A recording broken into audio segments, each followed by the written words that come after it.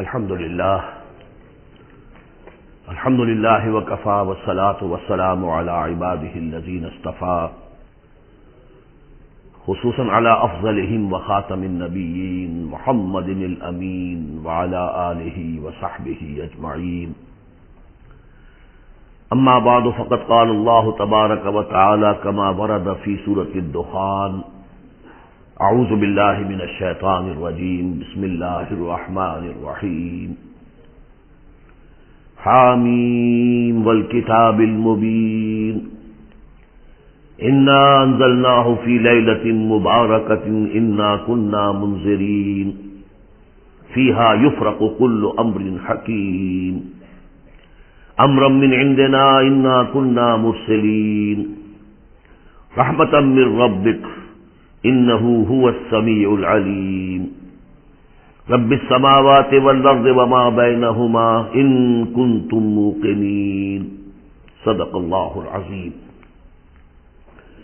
رب اشرح لي صدري ويسر لي أمري واحلل عقدة من لساني يفقهوا قولي. اللهم ربنا ألهمنا رشدنا وأعذنا من شرور أنفسنا. اللهم أرنا الحق حقا وارزقنا اتباعه وأرنا الباطل باطلا وارزقنا اجتنابه. اللهم وفقنا لما تحب وترضى وتقبل منا فإنك خير المتقبلين. اللهم ربنا أنس وحشتنا في قبورنا وارحمنا بالقرآن العظيم. اللهم اجعله لنا إماما ونورا وهدى ورحمة. اللهم ذكرنا منه ما نسينا وعلمنا منه ما جهلنا وارزقنا تلاوته آناء الليل وآناء النهار واجعله لنا حجة يا رب العالمین آمین.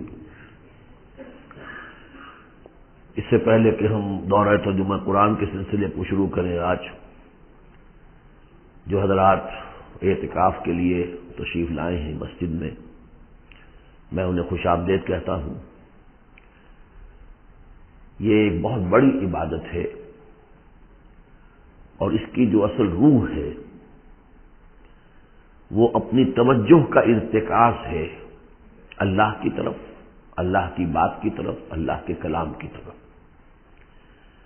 ہندوؤں میں دو لفظ مستعمل ہیں، گیان اور دھیان. گیان دھیان، گیان دھیان. گیان ہے علم کے لیے اور دھیان ہے توجہ کو، دھیان کو، توجہ کو مرتکز کرنا. تو یہ دو چیزیں ہیں، علم صحیح علم حاصل ہو انسان کو، اور دوسری طرف یہ کہ وہ اپنی توجہ کو مرکوز کرے. جیسے ہم نماز کے لیے کھڑے ہوتے ہیں تو انی وجہت وجہی للذی فطر السماوات والارض حنیفا، وہاں بھی اصل سے توجہ ہے. میں نے اپنا چہرہ بالکل سیدھا کر لیا ہے اس ہستی کی طرف کہ جس نے آسمان اور زمین کو پیدا کیا. تو چونکہ معمولات ہوتے ہیں انسانی زندگی کے، ہر شخص کے اپنے اپنے معمولات ہیں، وہ معمولات میں انسان اس طرح گم سا ہو جاتا ہے کہ اس کی توجہ پھر نہیں ہوتی اللہ کی طرف. ہوتی بھی ہے تو بڑی یوں سمجھیے کہ گنڈے ڈار جیسے نماز ہوتی ہے، ایسی توجہ کبھی ہو گئی، کبھی خیال آ گیا، پھر کسی کام میں مصروف ہو گئے، پھر کبھی کچھ ہوش آیا، پھر کبھی کسی اور ضرورت نے اپنی طرف متوجہ کر لیا. ان روٹینز کو اور معمولات کو توڑ کر پھر یہ 10 دن 9 دن انسان یکسو ہو جائے، اللہ کے در پر آ کر ڈیرا لگائے. تو قانوناً تو اعتکاف اسی کا نام ہے کہ آپ یہ دن یہاں گزار رہے ہیں بغیر کسی شدید جو ضرورت ہے، تبھی انسان کی ضروریات جو ہیں اس کے سوا آپ مسجد سے باہر نہیں نکل سکتے. قانوناً تو یہ آپ پورا کر دیں گے تو بس اس کا یہ کہ اعتکاف ہو گیا. لیکن اس کی روح جو ہے وہ توجہ ہے، ارتکاز. اس مسجد کا جو اعتکاف ہے وہ اس اعتبار سے ایک دو بادشاہ اسے آپ کہہ سکتے ہیں کہ اس میں معتکف حضرات جو ہیں پہلی 5 یا 6 راتوں میں قرآن مجید کا 1/6 حصہ ترجمے کے ساتھ سنیں گے. یہ بات شاید کہیں اور کسی اور اعتکاف میں یہ میسر نہ ہو. تو اگرچہ قرآن حکیم کا یہ دورہ ترجمہ قرآن کا بڑا حصہ تو پورا ہو چکا، تقریباً 25ویں پارے کی آخری صورتیں ہیں جو آج ہم پڑھیں گے ابتدا میں. لیکن اس کے باوجود آپ سمجھ لیجئے آج ہی کے ہمارے سبق میں سورہ احقاف میں وعدہ ذکر آئے گا کہ کچھ جنات نے صرف 1 مرتبہ قرآن سنا حضور سے، اور اس کا نتیجہ یہ نکلا کہ وہ ایمان بھی لے آئے اور مبلغ بن گئے، داعی بن گئے۔ تو اگر آپ 5 دن تک قرآن سنیں گے تو آپ کی زندگیوں میں ہو سکتا ہے، اللہ کرے کہ عظیم انقلاب برپا ہو جائے۔ آپ کے مقاصد، زندگی میں رخ کیا میں نے رکھا ہوا ہے، کدھر میں جا رہا ہوں، اس کے بارے میں سوچتے ہوئے، اپنا تجزیہ کرتے ہوئے، اپنا احتساب کرتے ہوئے انسان اگر قرآن کو پڑھے اور سنے تو تھوڑا سا قرآن بھی، چند آیتیں ہوتی تھی جن سے لوگوں کی قسمتیں بدل جاتی تھی، تو آپ تو 5 پارے سنیں گے ترجمے کے ساتھ، اور اس میں بڑی اہم صورتیں آ رہی ہیں، اور بڑی بڑی صورتوں کے مضامین کے جو خلاصے اللہ انسانی فطرت سے واقف ہے۔ تو بعض لوگ ہوتے ہیں کہ جو زیادہ محنت کر سکتے ہیں، بعض چاہتے ہیں ذرا ہمیں خلاصے مل جائیں، بعض لوگ پوری کتابیں پڑھتے ہیں امتحان کے لیے اپنے، اور بعض میں خلاصوں سے کام چلاتے ہیں۔ تو اللہ نے سب کے لیے رکھا ہے کہ بڑے بڑے اہم مضامین جو بڑی طویل مکی صورتوں میں آئے ہیں، مدنی صورتوں میں، ان کے خلاصے اللہ نے چھوٹی چھوٹی مدنی صورتوں کے اندر دے دیے ہیں۔ وہ حصہ ہمیں پڑھنا ہے، کل سے شروع ہو جائے گا انشاءاللہ۔ لیکن اس میں کہ نیت جو ہے اس کی تصحیح بہت ضروری ہے۔ نیت یہ ہے، کر لیجئے شعوری طور پر کہ ہمیں قرآن سننا ہے تو اس ارادے کے ساتھ سننا ہے کہ جو بات سمجھ میں آ جائے اور دل گواہی دے دے کہ یہ شخص جو ترجمہ کر رہا ہے یہ تصنع نہیں کر رہا ہے، تکلف نہیں کر رہا ہے، یہ خود اپنی طرف سے کچھ نہیں ملا رہا ہے، بلکہ واقعتاً جو اللہ کا کلام ہے اسی کو پیش کر رہا ہے، اور دل یہ گواہی دے دے کہ یہ حق ہے، صحیح ہے، تو پھر اس پر عمل پھر لازم ہے۔ پہلے سے فیصلہ کیا ہو کہ درمال حق ہے سودار، اب تم فیصلہ کر دو کہ جدھر حق مجھے موڑے گا میں مڑ جاؤں گا۔ یہ نہیں کہ اب پوری زندگی تو اس رخ پر گزری ہے، پوری زندگی تو میں اس کام میں لگا رہا ہوں، اب کیسے میں آخری وقت میں آ کر، یا یہ کہ میں نے تو فلاں رخ پر بڑی تیاری کی ہے، بڑی محنتیں صرف کی ہیں، اب میں کیسے اس کو چھوڑ دوں؟ نہیں، درمال حق ہے سودار، حق جدھر مڑے تم مڑ جاؤ۔ یہ فیصلہ کر کے اگر سنیں گے تو میں سمجھتا ہوں کہ انقلاب عظیم بھی برپا ہو سکتا ہے، انسانی زندگی کا رخ بدل جاتا ہے۔ اس کے لیے یہ ہے کہ ذہنوں کو تیار کیجیے۔ جو باتیں واضح طور پر سمجھنے کی وہ یہ ہے کہ پہلے تو یہ معلوم ہو کہ ہمارا دین ہے کیا، آیا یہ صرف دوسرے مذاہب کی طرح ایک مذہب ہے یا کوئی دین پورا مکمل نظام زندگی ہے؟ وہ تو آج ہی انشاءاللہ ایک صورت سے حوالے سے آپ کی سمجھ میں بات آ جائے گی۔ پھر یہ کہ وہ دین ہم سے کیا چاہتا ہے، آیا نماز روزہ ہم نے کر دیا تو بس تقاضے پورے ہو گئے، یا یہ کہ اس کے علاوہ دین کا کوئی تقاضا ہے؟ یہ 2 چیزیں سمجھ میں آنی چاہیے انسان کے۔ تو انشاءاللہ تعالی اس حصے میں قرآن مجید کے ان چیزوں کی بڑی جامعیت کے ساتھ لیکن بڑی وضاحت کے ساتھ جو اس کا بیان ہوگا، بس اسی پر اکتفا کر رہا ہوں۔ ہم سورہ دخان شروع کر رہے ہیں۔ بسم اللہ الرحمن الرحیم۔ حامیم والکتاب المبین۔ اس سے پہلی سورہ زخرف ہم پڑھ چکے ہیں، اور سورہ زخرف میں اور سورہ دخان میں وہی نسبت زوجیت ہے، یہ دونوں صورتیں جوڑے کی شکل میں ہیں۔ چنانچہ آغاز بالکل وہی ہے، حامیم والکتاب المبین۔ حامیم قسم ہے اس روشن کتاب کی، واضح کتاب کی، اور قسم کے بعد مقسم علیہ یہاں نہیں ہے، وہ میں بتا چکا ہوں۔ ان تمام صورتوں میں گویا کہ محذوف ہے مقسم علیہ۔ قسم کس بات پر کھائی؟ یاسین والقرآن الحکیم انک لمن المرسلین، تو انک لمن المرسلین یہاں پر محذوف مانیے، گواہ ہے یہ قرآن، روشن قرآن کہ اے محمد آپ اللہ کے رسول ہیں، یہ آپ کی رسالت کا ثبوت ہے، قطعی ہے۔ اور دوسری نسبت جو ہے ان دونوں صورتوں میں وہاں ذکر تھا کہ یہ قرآن جو ہے ہمارے پاس ہے، اصل قرآن، وَإِنَّهُ فِي أُمِّ الْكِتَابِ لَدَيْنَا لَعَلِيٌّ حَكِيمٌ، یہ قرآن جو ہے اصل تو ہمارے پاس ہے، لوح محفوظ بھی اسے کہا گیا ہے آخری پارے میں، اور کتاب مقدون بھی کہا گیا اسے سورہ واقعہ میں، یہاں ام الکتاب کہا گیا تھا، وہاں ہے اصل قرآن۔ اب وہاں سے اس کے نزول کا ذکر جو ہے وہ اس سورہ مبارکہ کے شروع میں ہو رہا ہے، تو گویا کہ مضامین کی یہ مشابہت ہے۔ انا انزلناہ فی لیلۃ مبارکہ، ہم نے اس کو نازل کیا ہے ایک مبارک شب میں، کیونکہ 21ویں تاریخ ہے، یہ 21ویں شب شروع ہو چکی ہے، تو یہ بھی سمجھ لیجئے یہ عشرہ جسے کہ حضور نے کہا ہے کہ آخری عشرہ جو ہے اتق من النار، آگ سے چھٹکارا پانے کا ہے۔ جس نے یہ عشرہ پایا زندگی میں اور پھر بھی اس کی اصل قدر نہ کی اور آگ سے چھٹکارا نہ پایا تو بڑا ہی بد نصیب ہوا۔ تو اسی میں لیلۃ القدر ہے، اور لیلۃ القدر پر ایک مکمل صورت ہے آخری پارے میں، انا انزلناہ فی لیلۃ القدر. لیکن قرآن مجید میں اہم مضامین چونکہ کم از کم 2 مرتبہ آتے ہیں، وہی مضمون یہاں بھی ہے. لیلہ مبارکہ اور لیلۃ القدر ایک ہی شے ہے، ایک ہی رات کا نام ہے. انا انزلناہ فی لیلۃ المبارکۃ، ہم نے اس کو نازل کیا ایک بڑی مبارک شب میں. انا کنا منذرین، ہم ہیں خبردار کر دینے والے. رسالت کا اصل مقصد، کتابوں کا اصل مقصد انذار، خبردار کرنا. یا ایھا المدثر قم فانذر، کھڑے ہو جائیے، کمر کسیے اور خبردار کر دیجیے لوگوں کو کہ زندگی یہی زندگی نہیں ہے، یہ تو زندگی کا چھوٹا سا حقیر سا دیباچہ ہے. اصل زندگی تو موت کے بعد ہے. وَإِنَّ دَارَ الْآخِرَةَ لَهِيَ الْحَيَوَانُ لَوْ كَانُوا يَعْلَمُونَ فِيهَا يُفْرَقُ كُلُّ أَمْرٍ حَكِيمٍ. اس لیلہ مبارکہ میں تمام پختہ فیصلے طے پا جاتے ہیں. ہم سورہ سجدہ میں پڑھ چکے ہیں کہ اللہ تعالیٰ کی جو تدبیر ہے، اس کائنات کی جو تدبیر فرما رہا ہے، تو ایک تو اس کی سکیمز بنتی ہیں، اس کے منصوبے بنتے ہیں، اس کے نقشے بنتے ہیں جو 1000 سال کے ہوتے ہیں. اللہ کا ایک دن 1000 سال کا ہے. یدبر الامر من السماء الى الارض ثم يعرج الیہ فی یوم کان مقدارہ 1000 سنۃ مما تعدون. لیکن پھر ہمارے حساب سے جو ہر سال کا معاملہ آتا ہے تو یہ بھی ایک رات ایسی ہے سال کی. یوں سمجھیے کہ جو کاسمک، جو ایک امپائر ہے اللہ تعالیٰ کی عظیم مملکت ہے، یہ اس کاسمک امپائر کی یہ بجٹ سیشن ہے سال کا. اور اس میں سال کے اندر ہونے والے سارے واقعات کے ضمن میں جو کچھ ہونا ہے وہ فیصلے طے پا کر اور یفرقو کا صحیح مفہوم ہوگا ایشو کر دیے جاتے ہیں. فرق کہتے ہیں علیحدہ کر دینا. گویا کہ اس رات وہ فیصلے ایشو کر کے اور ملائکہ کے حوالے کر دیے جاتے ہیں. تو چونکہ یہ رات وہ عظیم رات ہے کہ جس میں تمام سال کے فیصلے طے پا کر اور ملائکہ کے حوالے کر دیے جاتے ہیں کہ اب ان کی امپلیمنٹیشن کرو. وہ سول سروس ہے، وہ بیوروکریسی ہے اس کائناتی حکومت کی. تو اسی رات کو اللہ نے اس قرآن کو لوح محفوظ یا ام الکتاب سے اتار دیا سمائے دنیا تک.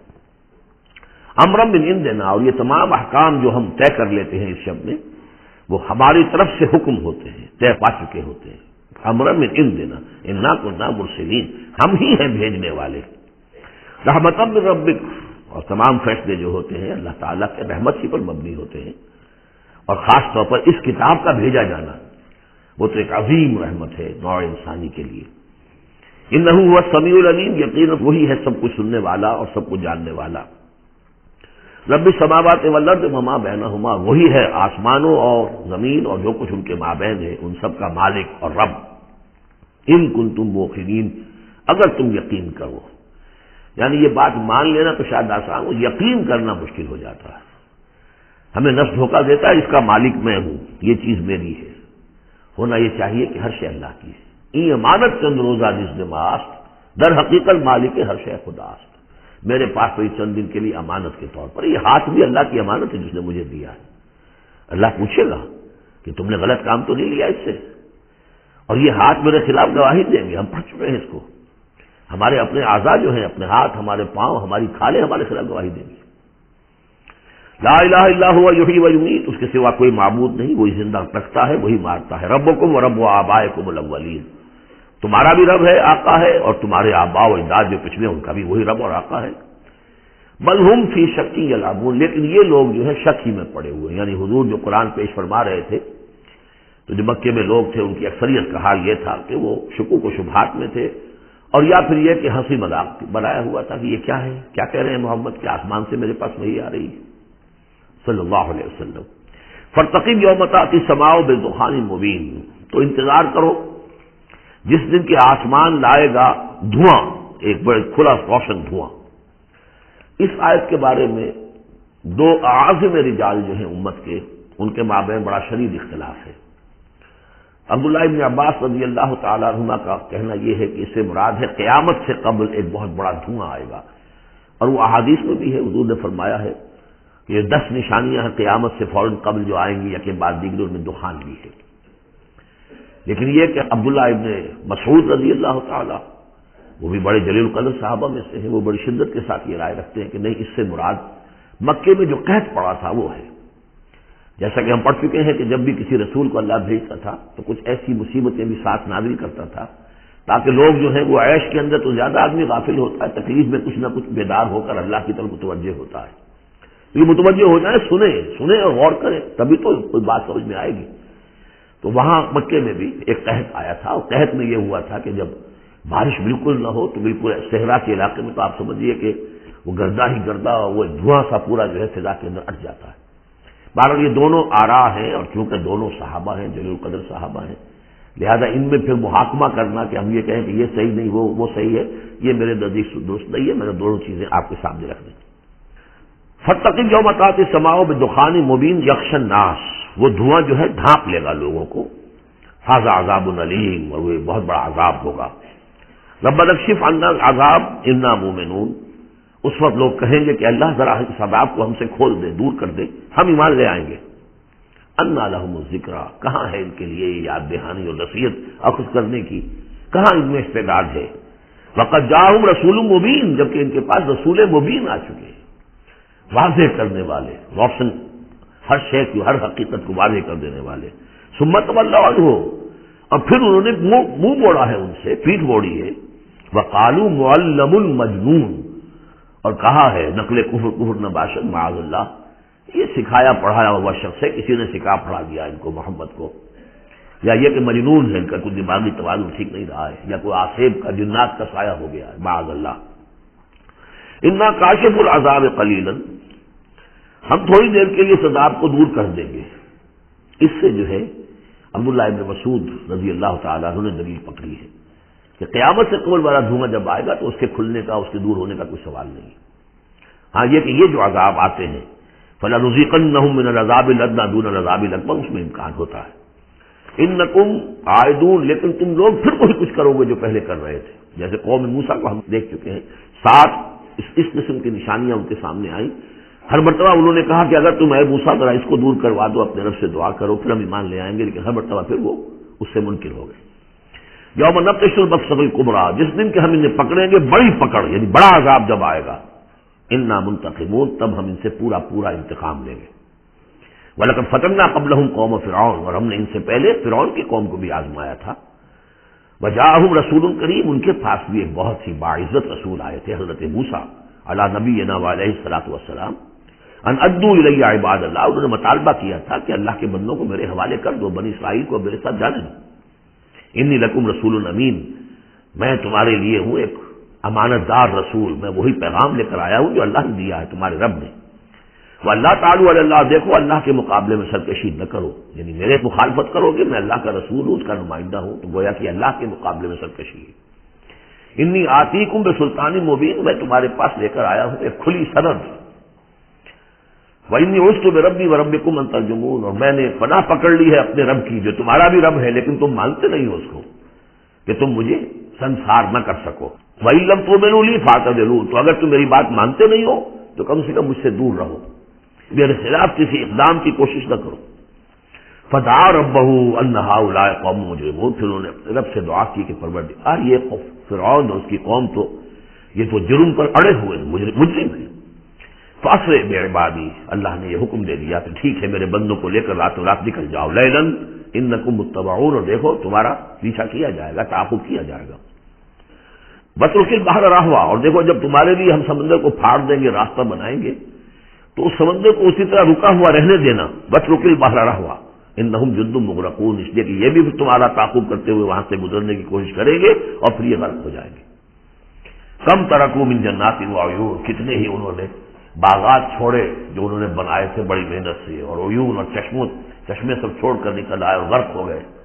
وزروع، اور کھیتیاں، ومقام کریم، اور کتنے اعلیٰ گھر، ونعمت، اور کیسے کیسے ناز و نام کا سامان، کانوا فیہا فاکہین، جس میں کہ وہ عیش کیا کرتے تھے۔ کذالک، یوں ہی ہوا، وَأَوْرَثْنَاهَا قَوْمًا آخَرِينَ، اور پھر ہم نے اس کا وارث بنا دیا ان تمام چیزوں کا اور لوگوں کو۔ فما بکت علیہم السماء والارض، تو نہ ان پر آسمان رویا اور نہ زمین، وما کانوا منظرین، نہ پھر انہیں کوئی مہلت ملی۔ وَلَقَدْ نَجَّيْنَا بَنِي إِسْرَائِيلَ مِنَ الْعَذَابِ الْمُهِينِ، اور ہم نے بنی اسرائیل کو اس ذلت آمیز عذاب سے کہ جس میں کہ قوم فرعون نے انہیں مبتلا کیا، وہ سے نجات دے دی، من فرعون سے۔ انہ کان عالیہ من المسرفین، وہ تو حد سے بڑھ جانے والا بھی تھا اور سرکش بھی بہت تھا۔ ایک تو شخص صرف یہ کہ معصیت کا ارتکاب کرتا ہے، گناہوں کا ارتکاب کرتا ہے، حد سے گزر جاتا ہے، ایک یہ سرکش بھی ہوتا ہے، دوہرا جرم۔ وَلَقَدِ اخْتَرْنَاهُمْ عَلَىٰ عِلْمٍ عَلَى الْعَالَمِينَ، اور ہم نے بنی اسرائیل کو علم کے باوجود ہم نے انہیں پسند کیا تھا تمام جہان کی قوموں پر. یعنی بنی اسرائیل کی جو بھی خرابیاں یا کوتاہیاں وہ بھی ہمارے علم میں تھیں، لیکن یہ کہ پھر بھی ہم نے انہیں قبول کیا. اور واقعہ یہ کہ بہت بڑی ان کو اللہ تعالیٰ نے ان کو بڑی فضیلت دی.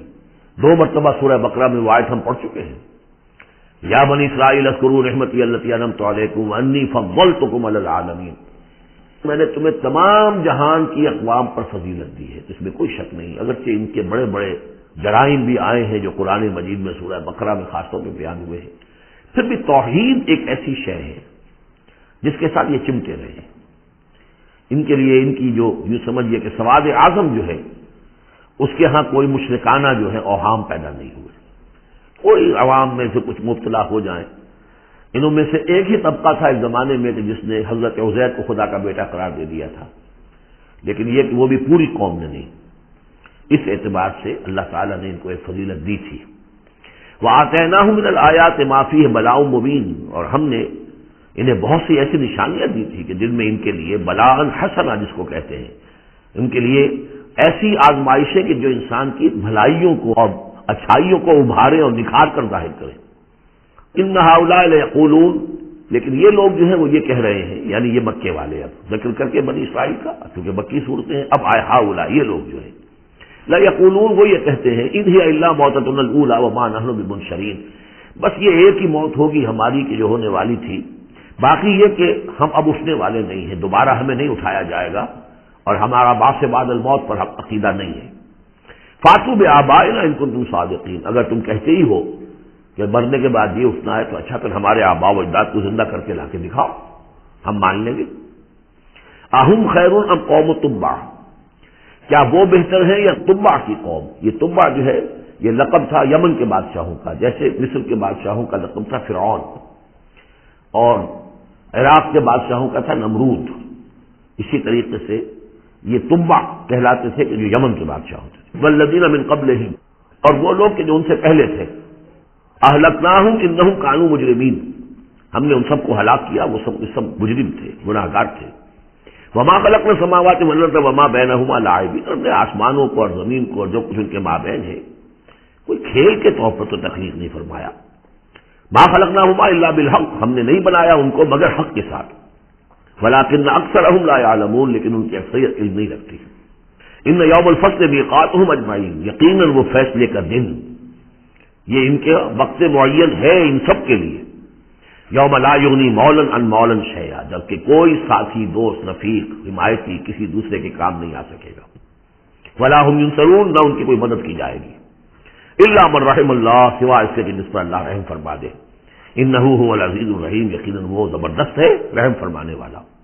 ان شجرۃ الزقوم، اس کا پہلے بھی ذکر ہو چکا ہے. زقوم کا جو درخت ہے طعام الاثیم، وہ گناہ گاروں کا کھانا ہے جو انہیں راشن ملے گا جہنم میں. کل محل یغلی فی البطون، اور وہ جب وہ بھوک کے مارے کھائیں گے، حالانکہ نہایت بد شکل ہوگا، بد زیب ہوگا، بد ذائقہ ہوگا، بدبودار ہوگا، لیکن یہ کہ بھوک کی شدت سے بیتاب ہو کر کھائیں گے. لیکن جب وہ اپنے پیٹوں کو بھریں گے اس سے تو وہ جا کر کھولے گا اندر، جیسے کہ پانی کھولتا ہے ابلتا ہوا، اس طرح ان کے پیٹوں کے اندر جا کر وہ کھولے گا، جیسے کہ پگھلا ہوا تانبا کھولتا ہے. کغلی الحمیم، جیسے کہ پانی کھولتا ہے. جبکہ خذوہ فاعتلوہ الی سواء الجحیم، پھر کہا جائے گا پکڑو اس کو اب اور دھکیل کر اسے لے جاؤ این بیچوں بیچ جہنم کے.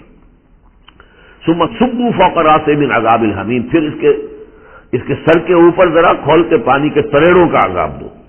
ذق، چکھو، انک انت العزیز الکریم، یقیناً تم تو بڑے زبردست ہو، بڑے باعزت ہو. اب ابو جہل سے کہا جائے گا نا تمہیں تو بڑا فخر تھا، تم تو بہت اکڑتے تھے. اے ولید بن مغیرہ، تمہیں اپنی دولت پر جائیداد پر بڑا فخر تھا. اب چکھو یہ مزہ. ذق انک انت العزیز الکریم ان ھذا ما کنتم بہ تمترون، یہ وہ چیز ہے جس کے بارے میں تم دھوکے میں پڑے ہوئے تھے یا شک کر رہے تھے. ان المتقین فی مقام امین، اس کے برعکس جو متقی ہوں گے اللہ کے بندے وہ ہوں گے بڑے امن والی جگہ پر، پرسکون. فی جنات و عیون، باغات میں اور چشموں میں. یلبسون من سندس و استبرق متقابلین، لباس انہوں نے پہنا ہوگا جو باریک ریشم کا بھی ہوگا اور گاڑھے کا بھی. یعنی یہ کہ انسان کا جو نیچے کا لباس ہوتا ہے وہ گاڑھا ہوتا ہے، گاڑھا ریشم، اور اوپر جو ہے وہ باریک ریشم، متقابلین ایک دوسرے کے سامنے رخ کر کے بیٹھے ہوں گے، کذالک ایسے ہی ہوگا، وزوجناہم بحور عین، اور ہم ان کی شادی کر دیں گے، ان کو بیاہ دیں گے حوروں سے کہ جو بڑی بڑی آنکھوں والی ہوں گی، یدعون فیہا بکل فاکہۃ آمنین، پھر وہ آرڈر کریں گے، بنائیں گے، طلب کریں گے اس میں ہر طرح کی چیز، بڑے اطمینان کے ساتھ جو پھل چاہیں گے آرڈر دیں گے، لا یذوقون فیہا الموت الا الموتۃ الاولی، اب انہیں موت نہیں آئے گی، وہ موت جو آ چکی بس اس کے بعد اب کوئی موت نہیں، اب جنت میں ہمیشہ ہمیشہ قیام ہوگا، ووقاہم عذاب الجحیم، اور اللہ تعالیٰ نے ان کو بچا لیا ہے عذاب جہنم سے، اللہم ربنا اجعلنا منہم، اللہ تعالیٰ ہمیں بھی ان میں شامل کرے، فضلا من ربک، اور یہ فضل ہوگا تیرے رب کی طرف سے، یقیناً ان کے اعمال بھی ہوں گے، ان کی اپنی محنتیں بھی ہوں گی، لیکن یہ کہ صرف محنت اور صرف عمل نہیں، اللہ کا فضل، اس کا کرم، اس کی رحمت بھی ضروری ہے۔ ذالک هو الفوز العظیم، یقیناً یہ بہت بڑی کامیابی ہے۔ فإنما يسرناه بلسانك لعلهم يتذكرون، تو ہم نے اے محمد صلی اللہ علیہ وسلم اس قرآن کو آپ کی زبان پر آسان کر دیا ہے، یہ بڑی فصیح زبان ہے قرآن کی، عربی زبان جو ہے کوئی ثقیل نہیں ہے۔ آپ مقامات حریری کتاب پڑھ کر دیکھیے، ایک ایک حرف کے اوپر جو ہے اتنے بھاری بھرکم الفاظ، جو سمجھیے کہ جو بہت ہی نامانوس الفاظ ہوں استعمال کرتا ہے، ایک شخص اپنا دکھانا چاہتا ہے کہ میری ووکیبلری اتنی ہے، لیکن اللہ کے سامنے تو مقصد یہ ہے کہ لوگ سمجھ جائیں، اللہ کو اپنے علم کا مظاہرہ مقصود نہیں ہے، بلکہ یہ کہ تاکہ لوگ سمجھیں، تو بہت سادہ، سہل ممتنع جس کو کہا جاتا ہے عربی زبان میں، سہل ممتنع، فصاحت و بلاغت کی معراج، لیکن بہت آسان۔ فإنما یسرناہ بلسانک لعلہم یتذکرون، تاکہ وہ اسے نصیحت اخذ کریں، اس کو سمجھ سکیں۔ فرتقب انہم مرتقبون، تو اے نبی آپ بھی انتظار کیجئے، یہ بھی انتظار کر رہے ہیں۔ فرتقب اسی کے آگے وہ دخان مبین جو آنے والا ہے، گویا کہ اس کی پیش کی خبر دے دی گئی کہ اب وہ عذاب تم پر جو آئے گا، وہ عذاب جس کی عبداللہ ابن مسعود رضی اللہ تعالیٰ عنہ کے نزدیک وہ قحط کا عذاب تھا۔ بارک اللہ لی ولکم فی القرآن العظیم ونفعنی وإیاکم بالآیات والذکر الحکیم۔